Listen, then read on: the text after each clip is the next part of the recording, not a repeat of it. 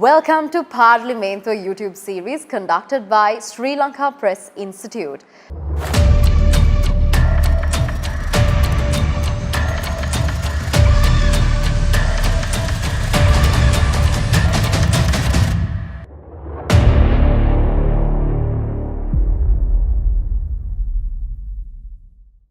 With the objective of educating youth on the role of Parliament.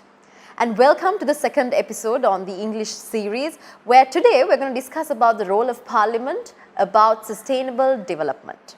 Now, when talking about sustainable development, we all know that this is a widely spoken about topic in the discourse of development. And we know the Parliament, the place where the laws of the country are made, is empowered to make decisions on sustainable development and to implement them. So, in today's discussion, we are going to focus on sustainable development and the role of Parliament in ensuring that the country goes in the right direction in its journey of sustainable development. And to have this discussion today, we have Dr. Ravi Fernando. And to introduce him, he is the Chairman and CEO of Global Strategic Corporate Sustainability Private Limited. And he is also a board member of the UN Global Compact Network Sri Lanka. He also serves in 8 boards of top performing corporates in the country. And he is a true practitioner of sustainable development. Hello to you, Dr. Ravi Fernando. Hi. Welcome to the Parlamento YouTube series. Thank you very much. Thanks for having me on this program. Pleasure to have you, and the honor is mine, sir. Thank you. To start off the conversation, I would like to ask you, now it's important for all of us, not just for the youth, to everyone who's watching this to understand the difference between sustainable development and development. So let's just lay the foundation by giving out the definition. You're right. So the term sustainable development was first used in the world in 1987, where the United Nations commissioned the Brundtland report, the Prime Minister of Norway, and she coined the term sustainable development for the first time. And sustainable development is defined as development that meets the needs of the present without compromising the needs of the future. And in other words, compromising the needs of future generations. Now, what has happened in development prior to that, prior to 1987, people just continuously developed using up finite resources and then found that we were running out of resources.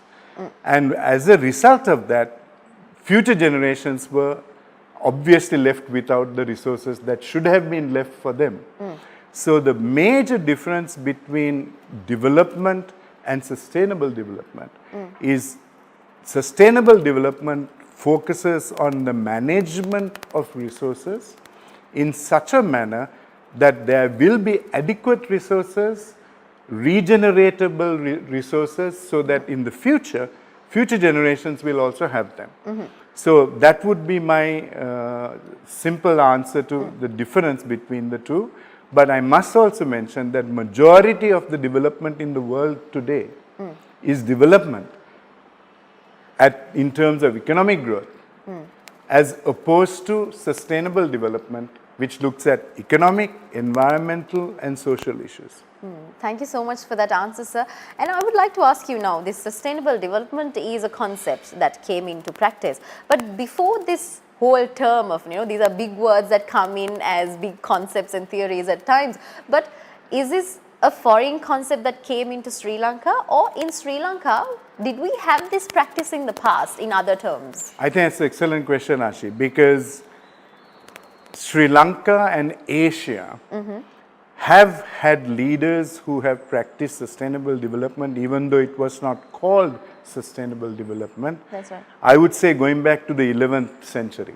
So even as far back as 1135, 1147, when King Parakramabahu was leading the country, he already had strategies for sustainable development.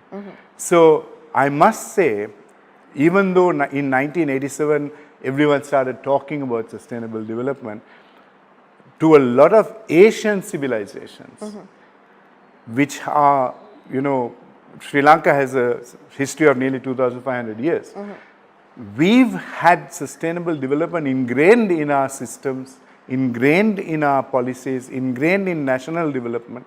But unfortunately, even national leaders globally have basically ignored some of those teachings and some of those key principles of sustainable development. That's amazing. And we all know in 2000, United Nations introduced the UN SDGs. There are 17 UN SDGs, and we would like to know why were they introduced in 2000? And also coming into talking about our country, have we adopted them into the system, or how does it work? Okay, so let me give a little bit of history here. Sure.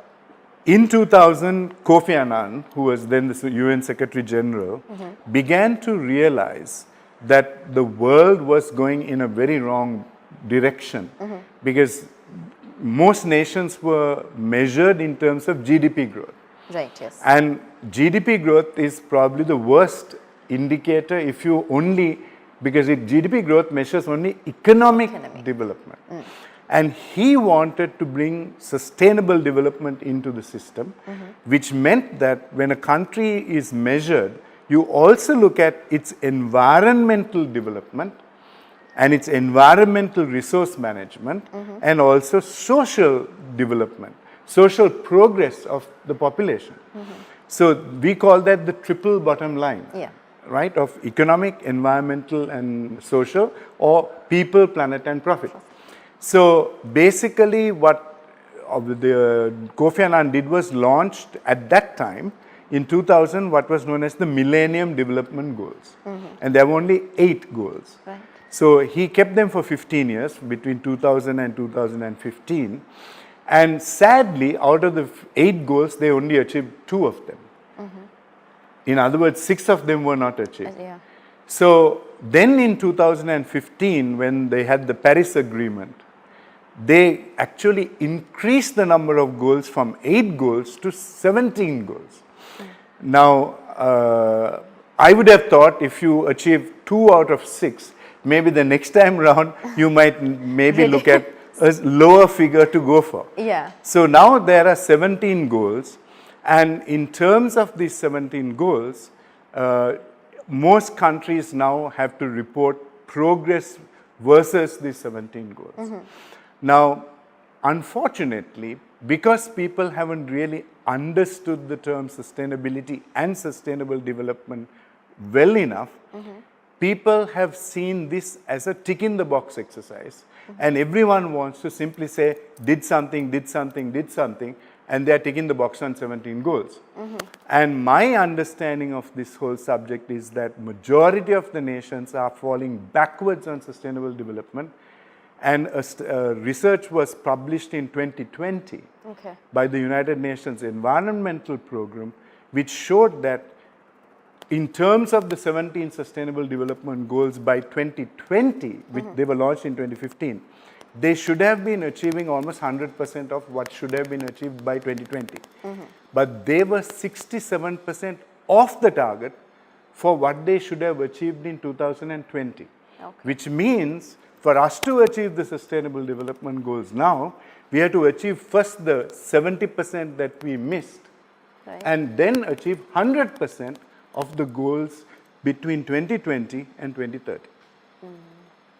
In achieving all of that, now out of the 17, as you are a practitioner and a specialist in this sustainable development subject, what are some of the priority goals that we can implement in any country or any system? Excellent. I think for me to explain the priority goals, I need to give you a bit of background as to what the world is facing today. Today, the UN Secretary General, Antonio Guterres, in the 2020 UN General Assembly said that the world is facing a code red for humanity. That code red for humanity is where global temperatures are rising at an unprecedented level. And if you look at the last 22 years since the year 2000, 21 of those years were the years with the highest temperatures ever recorded in the last 3 million years. So the planet is getting warmer, and as a result of the planet getting warmer, we have extreme weather incidents all over the world, like hurricanes, like droughts like sea level rise, like unprecedented rainfall. So extreme weather incidents are precipitated by the launch of, by the heating of the planet, global warming. Now, the question is, what is causing global warming? Yeah. So that is really the main story that we have to talk about. Global warming is caused because countries have continuously burnt fossil fuels, coal, petroleum, diesel, and natural gas are all known as fossil fuels. And this burning of fossil fuels is what has caused the extreme weather incidents in the world and the temperatures to rise. So basically, we have seen in 1987, when the Brundtland report was written, they said every country must exit fossil fuels. And they actually set a target of trying to exit it by 2000. Then in 2000, when they met, they said we'll exit it by 2030. Yeah. And then they met in 2020 and said, let's exit it in 2050. Yeah. Now, and some countries are saying we'll exit it in 2070. To me, this is basically a confirmation that a majority of national leaders and world leaders, whatever country they are in, have no understanding of what is sustainable development and the urgency to exit fossil fuels. So, the priority goals, goal number 7, exit fossil fuels and go to renewable energy, should be the one goal every country in the planet should be focused on. That's right. If we don't fix that, fixing everything else is not going to help the planet, because we will succumb to the crisis of the planet. Goal number 12 is sustainable consumption. Sustainable consumption is, you can't just consume things and put it into the sea and put it into the landfill and then say we have sustainable consumption. Consumption is a circular economy. Yeah. These are the 2 priority goals that every country should focus on, and I would say every nation should be measured on their performance on these 2 goals. Because the faster we go to renewable energy, the faster we have sustainable consumption, the better the planet will be. So in addition to the 2 goals that I have explained in detail, Ashi, there are 3 other priority goals in my mind. Now I must mention, this is my view, personal view, and it is not the view of any of the organizations I work in. Goal number 9 is important because nations have to go for sustainable innovation. Not just innovation, but sustainable innovation, where you contribute to sustainability and contribute to the regeneration of main resources in terms of sustainable development. The other 2 goals that are very important is, one is goal number 15. Goal number 15 is to do with rainforest cover, forest cover of the world. The world has destroyed 75% of all the forest cover in the world. We are left with 25%. In the case of Sri Lanka, we have destroyed more than that. We are only left with 16%. So, reforesting, conservation of forest cover is goal 15. If you don't do goal 15, you won't have water. Because the rain cycle is when trees exude oxygen, and that oxygen links up with the hydrogen in the atmosphere. Then you have H2O, also known as water. Yes. Now, if you cut all the trees, then you will not have the rain cycle. So, goal number 15 and goal number 4, which is to do with water, are the other 2 goals which are interlinked. You won't have water without trees, and you can't have trees without water. Yes. So, these are the 5 priority goals that I believe, personally, every nation, every business should focus on and have clear strategies to achieve. Now, according to your point of view, you say now these are 5 priority goals where every nation, every business should focus in. Where are we as Sri Lankans in this? Are we following at least the set of priority goals? Where exactly are we as Sri Lanka? Okay, so when I talk about Sri Lanka, I will talk about the general situation in the world also, because I can confess to you that Sri Lanka is not on its own when it comes to performance on the sustainable development goals. Right. So let's start with goal number 7, which is go towards renewable energy. You know, in 1987, we said we must go for renewable energy. In 2022, only 30% of our energy is yet coming from renewable sources. In other words, 70% is coming from polluting fossil fuel sources, which is why our planet is in absolute jeopardy, and we are talking of a climate emergency. So in goal 7, I would say European Union has done very well. They have moved very fast. They are close to 40%, 45%. Sri Lanka is yet at 30%. 29% of Sri Lanka's energy mix is coming from hydroelectricity. 1% only is coming from solar power. Now, that is unacceptable in a country which has 365 days of sunlight. If our solar power is only 1%, we should be harnessing solar power much more. But I know that the country has a goal of achieving 70% renewable energy by 2030, but it needs a strategy to do that. And I can see that we have a long way to go from 30% to 70%. I'm sure. When I look at sustainable consumption, I think most countries are failing on sustainable consumption. There's a lot of plastic pollution and a lot of single-use plastics in the world, and people yet haven't understood that pollution, any country, any person leaving pollution for someone else to sort out is not managing it. So everyone is failing on the 12th goal. On goal number 9, which is to do with sustainable innovation, again the European Union is ahead of most nations. Sri Lanka is blessed with 3 amazing resources. And I have, one of my roles, one of my last jobs was as the head of SLINTech, the Sri Lanka Institute of Nanotechnology. I was the first head of SLINTech. And when I was heading SLINTech, I identified 3 resources. One is titanium, one is graphite, and one is phosphate. These 3 resources are today the most needed resources in the world. Graphite and graphene is known as the toughest material on the planet, 200 times stronger than iron. So we have graphite in Sri Lanka. We have, and sustainable innovation is putting those innovations into economic value creation, which is something Sri Lanka should be doing. And I can tell you, as at today, there is a long way to go. We have a little bit of work happening in graphene with one of the companies I'm involved in. When I look at goal number 15 and 4, most countries have destroyed their green cover. Most countries have destroyed their forest cover. And they seem to think that this is development. This is not, this is development, yes, but it is not sustainable development. Because that's what happened to the Middle East. Do you know how many days it rains in the Middle East? 6 days a year. Why? What is common about the Middle East? Most of the Middle East is a desert. Why? Because they chopped off all their trees. So if you don't have tree cover, you will not have rain and you will not have verdant forest cover and flora and flora. There was a time that Lebanon, for example, had one of the biggest forest covers in the world. People referred to the cedars of Lebanon.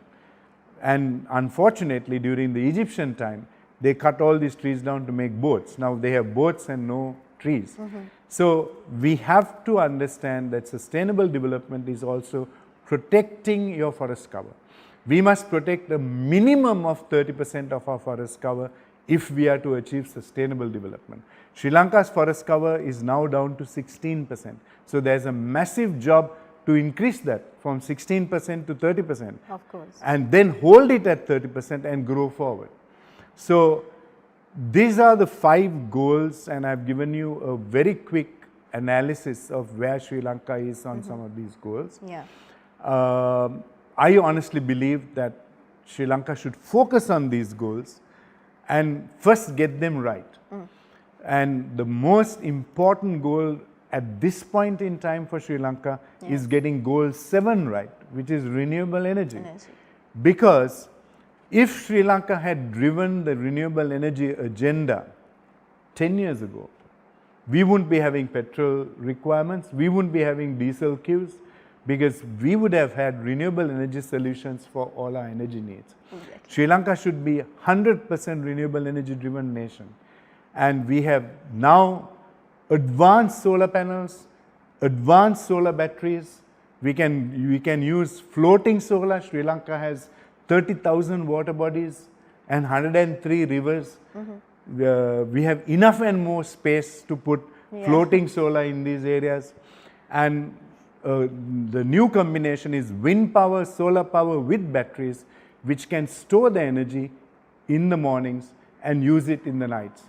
This is the future that Sri Lanka should be looking at. And if you ask me, Ashi, what is the most important goal every country on the planet should focus on? It is goal number 7 and moving to renewable energy. BBC report dated 28th August 2022 says that the world's Arctic, the solar polar caps, which is the Arctic and the Antarctic, have melted faster than they had expected. Oh. And we are now looking at a 27 centimeter increase in sea levels all over the world. I can tell you the most vulnerable nations to sea level rise are those nations which are island nations. And majority of the southern hemisphere nations, Sri Lanka is already in the top 10 most vulnerable nations to climate emergency. Yeah. So, this is not some joke, this is not some story I'm telling you. If leaders understood sustainability and understood what the UN Secretary General is saying in terms of a code red for humanity, then all leaders, whether they are business leaders, national leaders, That's right. or any leader, should be addressing that issue. I think that's where I'm trying to head the conversation next into, sir. No matter how educated or how much you know about the subject, you might know a lot about it, but it's also about applying it and taking the right decision. And the leaders have a big role to be played here as well. Now, I would like to ask you, what is the concept of legislation in the framework of sustainable development and how practical it is? Okay, so since the year 2000, like I already mentioned to you, every nation has to report on sustainable development and the goals. Yes. So there is now embedded in the legislative frameworks of Sri Lanka and every country in the planet, this commitment that 296 countries signed in November 2015 in Paris and said, we will commit to sustainable development goals. We will commit to achieving 80% of our renewable energy goals by 2030. And every country, it is already in the legislative framework. Now, there is a big difference between having something in a legislative framework and having leaders who understand it, and then having leaders who translate that understanding into actions that impact sustainable development.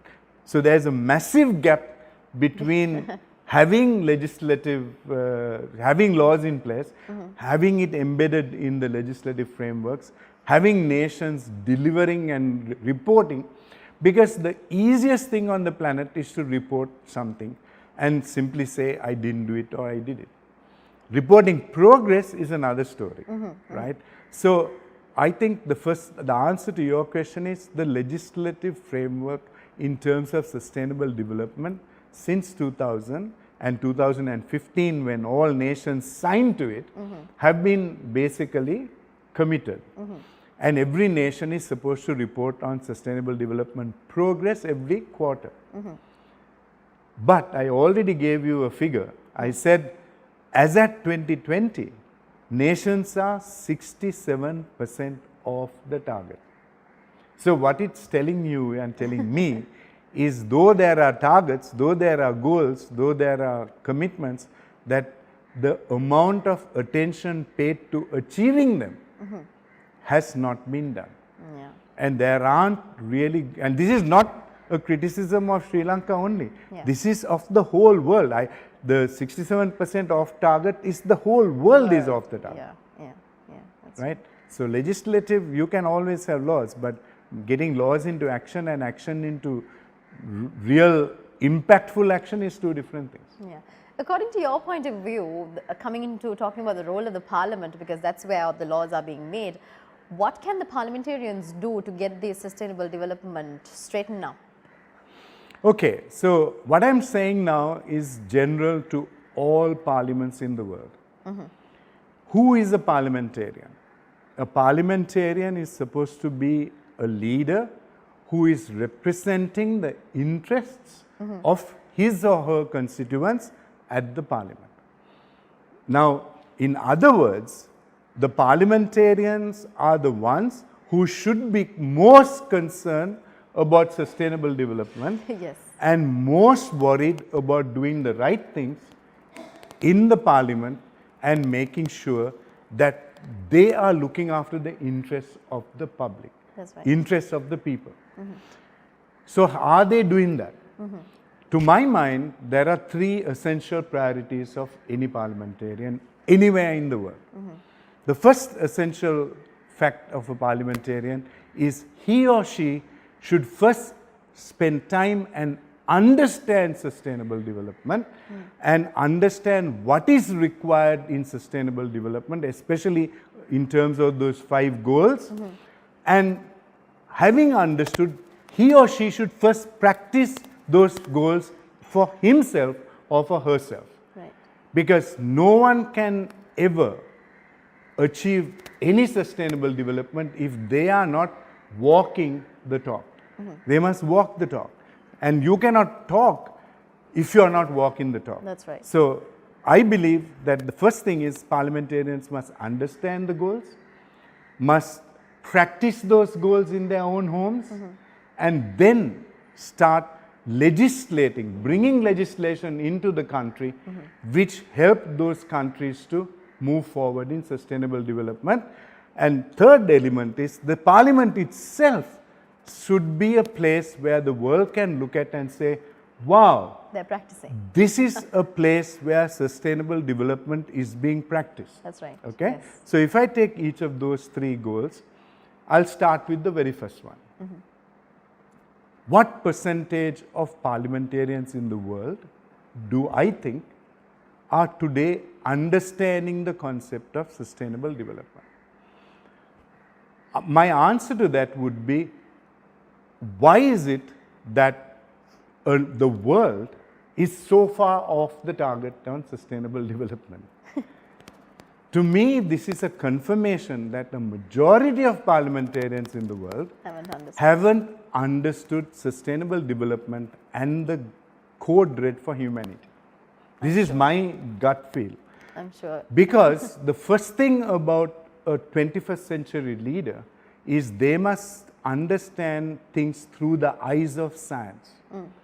I'm not saying that all parliamentarians should be scientists, but all parliamentarians should have an understanding of science, should have a respect for science, and should be looking at what is happening in the world today in terms of global warming, sea level rise, destruction of the planet. So, I mean, all I can say is, before I start preaching the subject of sustainable development, I have asked myself the question, what can I do in my own situation? I have already shown you in this home, I have put 100% solar panels and we are 100% driven by renewable energy. Is the homes of all our parliamentarians in the world, are they driven 100% by renewable energy is my first question. Second question is, I have made sure my transportation is either hybrid or electric. How many parliamentarians in the world are today driving and going about in hybrid vehicles or in electric vehicles?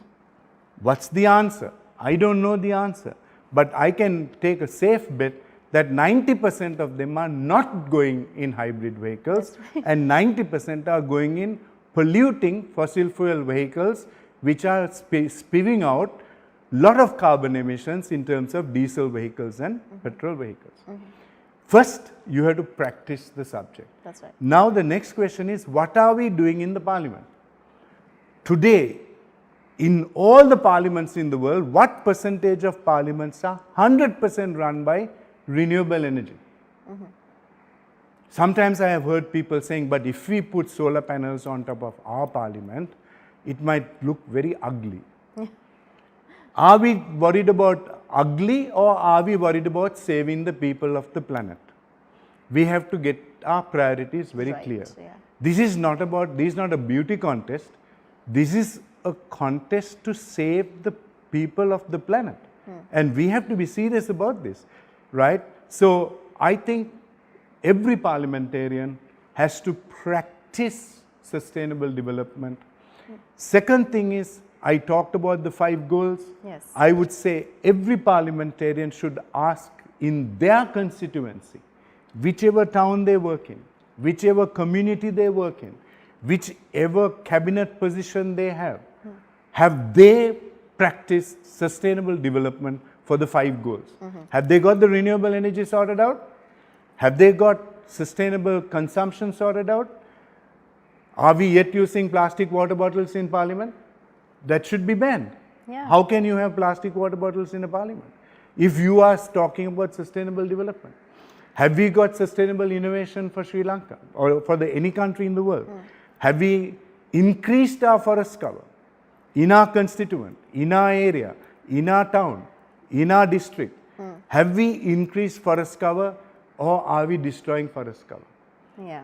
How well are we managing our water resources? So I would say the responsibility of any parliamentarian in any country in the world is to practice these 5 areas, first in their home, second in their constituency, third in the country. It's no point parliamentarians talking about sustainable development and how committed they are to sustainable development if they are driving around in diesel vehicles and if their homes have yet not gone into 100% renewable energy.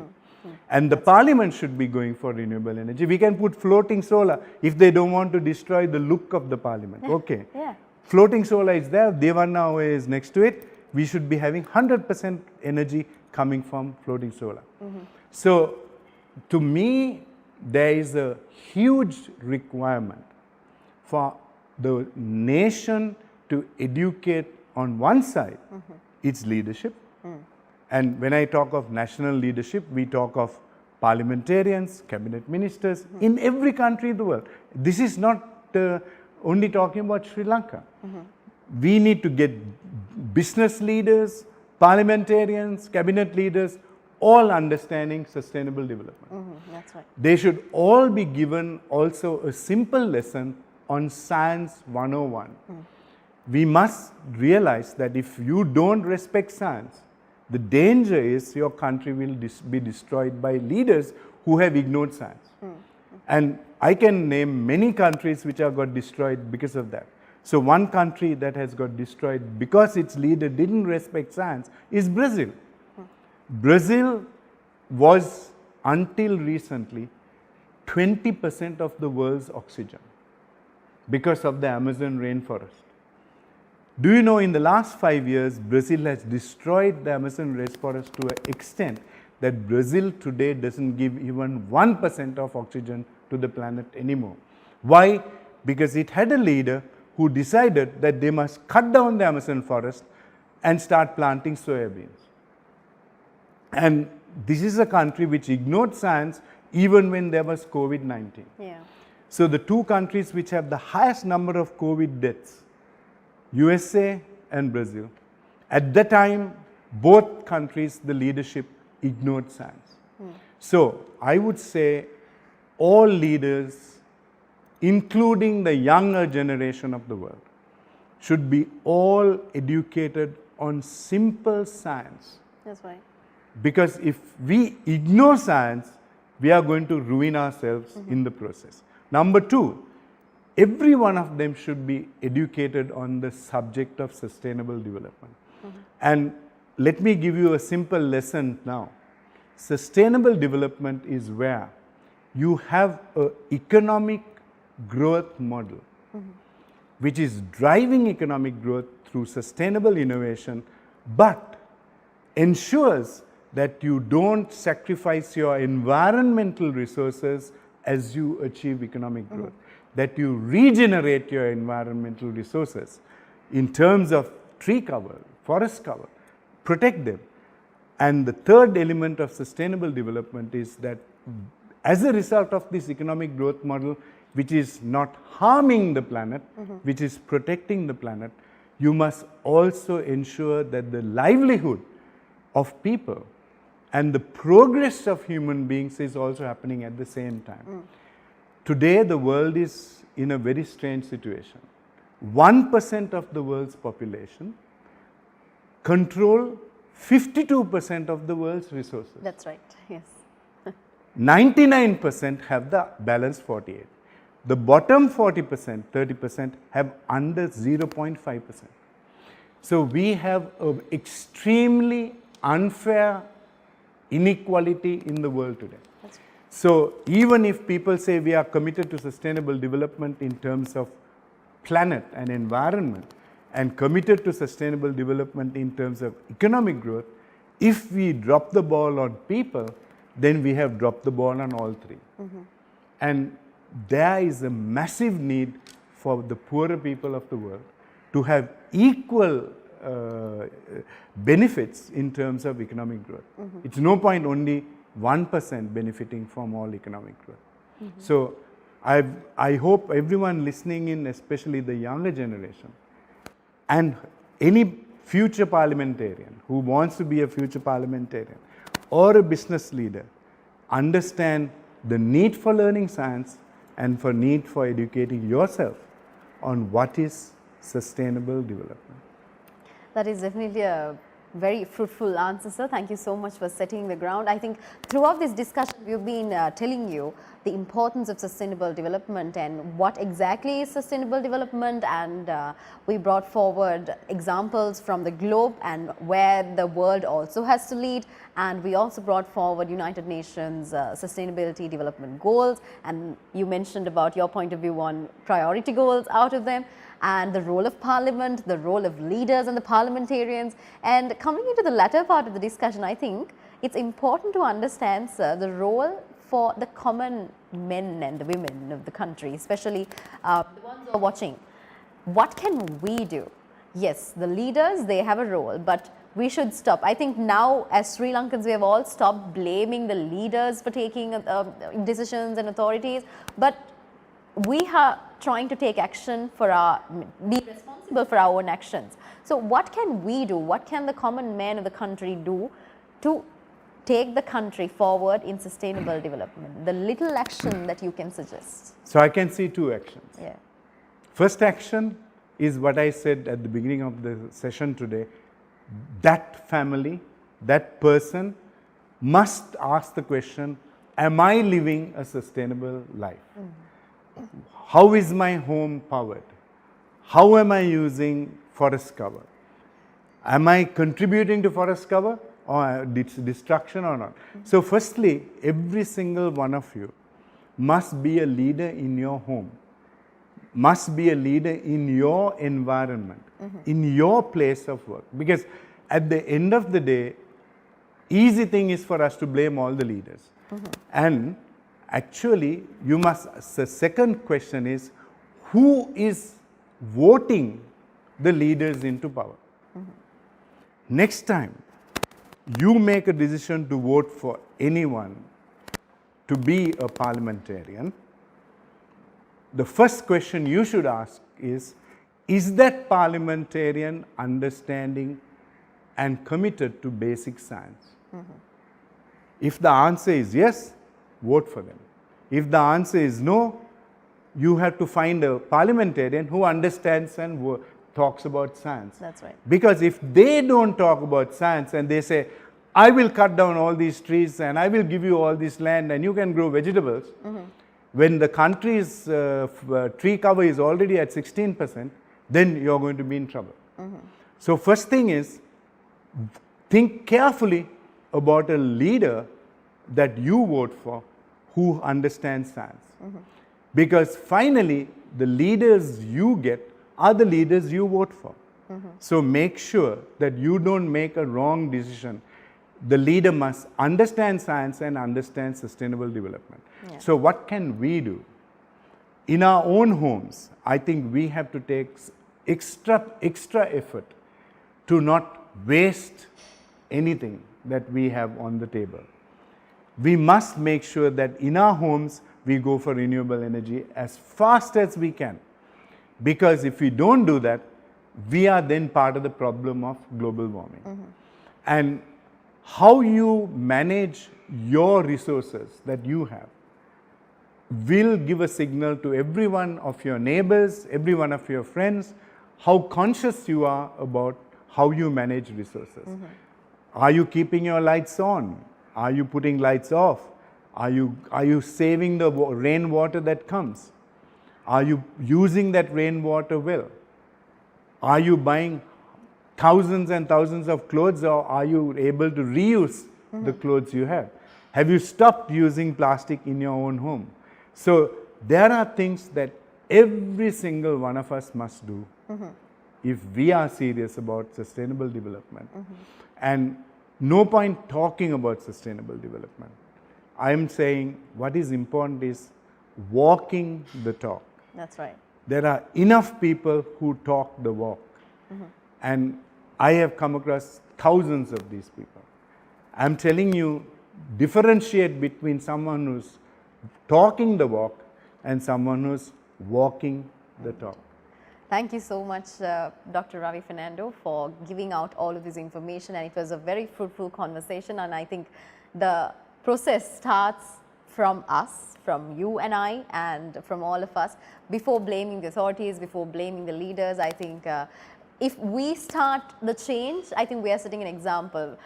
Sometimes we see when we go to supermarkets and groceries, people don't start saying no to plastics, you know, take your own bag. I think that's a place where the change can start. Absolutely. Yeah, and that's a place that we can all start and make a change in the world, so that you and I have a world to live and our future generations have a world to live, a planet to live on. And to bring the discussion into a close, I would also like to talk a little bit about the book that is to be launched by you, sir, The 21st Century Leadership to Fight the Code Red for Business, to be launched in a few months, I guess.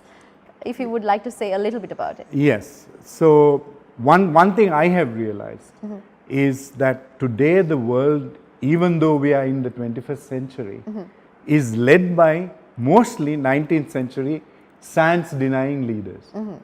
So if we continue letting 19th century science denying leaders in countries, in businesses, in organizations to lead this world and to lead the businesses and to lead the countries, we are going to have a massive code red for humanity, which is what this book is all about. Yeah. And the code red for humanity will destroy 60 to 70% of global GDP. So global GDP now is $100 trillion. If you lose 70%, you'll be left with a $30 trillion GDP, which means every country's GDP will reduce by 70% in the next 3 to 5 years if everyone doesn't behave in a different manner. That's right. So this book is about creating 21st century leaders who respect science and who know that their strategy has to be built on science, whether it's for the home or whether it's for the business or whether it's for the country. Everyone has to have a strategy how you do things. Secondly, that they have an urgency to impact the climate emergency. They can't say, let's do this by 2070, let's do it by 2050, because we don't probably have time after 2025 to do things. Yeah. Thirdly, they must be triple bottom line thinkers. That's right. And lastly, they must bring this subject to the agenda, whether it's the national agenda, the business agenda, the political agenda. These subjects have to be brought into the agenda. So this book is trying to create 21st century leaders, and we are launching it in Luxembourg in November this year. And this book will be available on Amazon and all these places later on. But the key message I want to give to the whole world, anyone listening to this, is we cannot be 19th century leaders running the 21st century. We have to be 21st century leaders understanding the reality the world is faced with and impact it with every bit of energy that we have. Yeah. Thank you so much, Dr. Ravi Fernando, for joining with the Parlamento interview series and giving out the best in talking about sustainability and the role of Parliament in Sri Lanka. And you brought in examples from the world as well. Your expertise is much appreciated, and the pleasure and honor was definitely mine in interviewing you today. Thank you so much for joining with us, sir. Thank you very much for having me. And for all of you who are watching, thank you so much for joining with the Parlamento series. As you know, today we spoke with Dr. Ravi Fernando, the Chairman and CEO of Global Strategic Corporate Sustainability Private Limited. And please follow us, subscribe, comment and like all our videos. And we would like to know your point of view as well, because we would like to give you the chance to hear your point of view, your ideas, and what do you think that we can do to go forward and take this country to a better place. Stay tuned for our next episode on Parlamento interview series. Thank you for watching. See you soon.